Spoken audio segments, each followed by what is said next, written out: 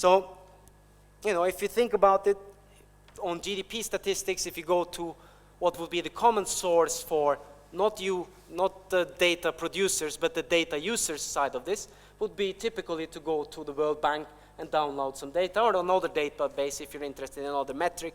And you'll find that the World Bank data has GDP estimates for all countries from 1960 until 2012.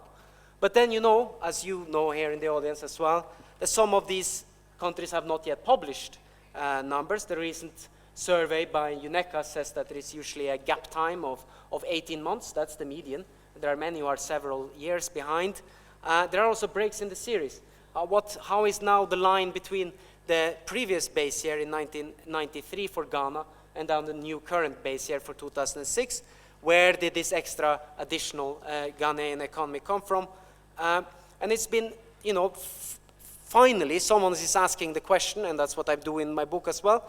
You know, where does this data come from? You know, it comes from the statistical offices. So that's what I've done in this book, to try to retrace and simply try to tell the story to the international community, which I think there is also a lesson for data producers to try to think about ownership of data. How does these facts travel from arduous work at the Ghana Statistical Services, and how are they treated in the World Bank database? I think a lot of the job is undone here.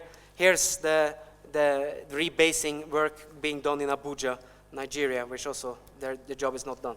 So, you know, what happened in Ghana when the GDP doubled was basically a rebasing. So what the previous GDP estimates was based on a 1993 benchmark, and in 2010 they were rebased to a 2006 benchmark, and there in between they found out that using proxies and other physical indicators and different things, you know, proxying for real observations and making up some data as they went along, they missed maybe as much as half of the economy, or double, so that it doubled. And so they changed. And this then raised the attention to how is this knowledge problem not isolated in Ghana? It's unfair to pick on Ghana, but how does it look like across space? So how can we compare then Ghana with Nigeria and others? So in my book, I did, in chapter 1, I produce a table on base years in operation, how long since the different economies rebased and so forth. Then in response to that, and Oliver will talk about that, in response to that, African Development Bank, very well on them, I think, also conducted a similar survey to kind of check whether the kind of picture I was painting was accurate, and found more or less the same pattern. Oliver will tell us whether there were some crucial differences. The IMF in the Regional Outlook report as well, published in May 2013. This is their table. I think that for those of you in the audience, will immediately, some of you can start correcting this table already. I think in the IMF report, there are mistakes. So that they are, for instance, think that, as far as I know, the rebasing is finalized in Burundi, for instance, but the IMF is not aware of it and so forth. And this, to me, raises once again the problem of metadata. So we have my survey on what are the sources and base years in use at African statistical offices. Then you have the African Development Bank, which agrees with some of them. And then you have the IMF, who produces a report in the very same month, or the month after, with conflicting information. So the knowledge statement is not only that we cannot trust the GDP levels, we also have uncertain metadata. So I think what we are moving towards, slowly but quite carefully, is an appropriate diagnosis of it. And so I think it's important for many reasons to agree upon what's the type of element we're dealing about here. Of course, that's just a pinpoint kind of time in 2013 May, according to what IMF think they know about growth and development in sub-Saharan Africa. Another contribution of the book is to try to make some attempts at writing a kind of a history of statistical capacity. And I think it's very important to think about, you know, the basic things about the meanings of the word states here, which I do in a more scholarly and intellectual way, I suppose, but which I'm sure many of you are very well aware of as well, that, you know, validity of statistics the word validity is related to power, and the word is also linked to the meaning of legitimacy.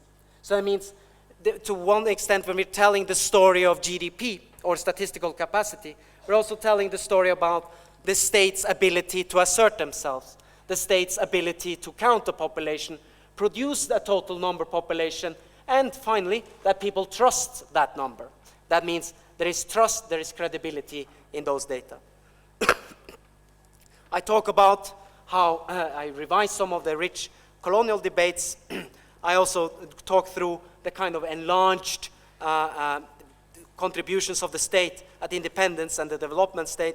But then I talk about what I refer to as the lost decades, which maybe is what Chantal Devarjian somewhat belatedly diagnosed as the African statistical tragedy. I'm taking this back into the 1980s, where there is a double shock to the statistical system, where there's a crisis in some sense, in some places, when it comes to the availability and reliability of the administrative data, and as well a dearth of money for regular operational offices, but also until we get more funds becoming available for household budget service, starting in Cote d'Ivoire in the mid of the 1980s, with the World Bank funded service, that we have less money for some statistics, but more for household budget service, for poverty data, and of course, the new census round. So, and I think also the challenge which comes today is that of what to do about it and how to face current debates on the data revolution and the Millennium Development Goals. So, I think, I hope that the kind of debate we've been having back and forward in different fora on this, between Africa's statistical tragedy, statistical renaissance, to start really trying to agree upon what is the type of challenge of poor numbers, what is it that needs to be diagnosed, and what are we talking about here. It's pretty clear that, and as I acknowledged many places as well, there is improvement on many areas. So population, the latest census round is the most successful on record. Poverty, there is data. Some people even have several observations, so they can even draw a poverty line. But we know also that there are big gaps in this, in the poverty data. Not all countries have a household budget survey, and many of the big countries are missing, Sudan, DRC, and so forth. But when there are positive signs with the ambition of civil registration and vital statistics, but of course there's ambition, there is also big gaps in the data. But I think what I'm pointing, and I should re-stress that again, my book is about data needed for economic governance, first and foremost. And I think there is an argument to be made for that there has been an under priority, not on the, I think that the statistical office has been relatively neglected, and I think that within the statistical office, data for economic governance have been neglected. And I think that's the central message I'm having here. There is problems with data on GDP. There is very little data. If states were serious about having an industrial policy, they'll find themselves having problems having the right type of data. If policymakers are serious about unemployment, they usually don't have real useful labor data nor wage data. And of course the big missing, the informal economy, which is hard to gauge by its very definition, is unrecorded. And as we know, although Ghana's GDP data is now has a better coverage, it still doesn't collect regular data on any part of the informal sector. It's covered by proxy through the VAT data, and therefore by definition does not capture the unrecorded economy.